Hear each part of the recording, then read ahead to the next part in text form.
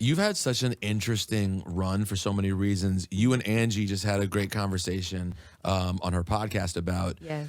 um, Angie gave you flowers for your ability to play second to Beyonce, which for so many, everyone who gets, I can only speak for me, everyone who gets in the entertainment business gets into it to be the man, right? Just me working with Ebro takes my own ego. Hates it. Yeah, hates it. It's my own. My ego has to be in check, even though when he's not here, I'm like, you know what? I kind of prefer Ebro come back.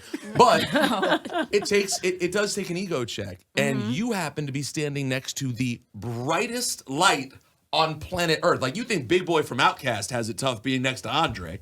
You're with Beyonce, and not only did you not like fight it, it seems like you really loved the position that you were in and took it seriously. And Here's the thing. Light attracts light. I am light.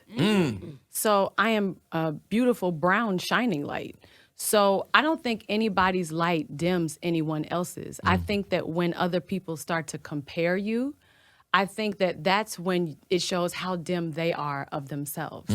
So I don't take somebody else trying to dim my light anymore for anybody else. I love B. I know that she's a light, but I know that I'm a light too. But it's also created such an interesting role for you where, like, you could have rested on your laurels and just been like, hey, I'm a part of this iconic group. My best friend's the biggest star in the world. We kick ass. We're awesome. Yes, But and her best friend / sister is one of the big stars in the world too. So it's like people only see things one-sided. You know what I mean? So I don't like when they just put one person in one place. Like, we both shine together. I'm shining with Marseille. We're shining together. Right. It's always been like patriarchy to me, or even now, like everybody's actually taking the hit of and start to believe this thing where, well, only one woman can do this and they shine the biggest. Right. My sister has knocked down doors and made positions for so many women that look like her, that are deeper shades than her, or are brighter, or whatever, but specifically for Black women, and put Black women in other places that, you know, we're grateful for. You know what I mean? But also somebody else did that for her, and another group has done that for us. And you're doing that for other and people. I do it for other brown girls. So it's just a cycle and a space for all of us to open up doors for each other instead of compare.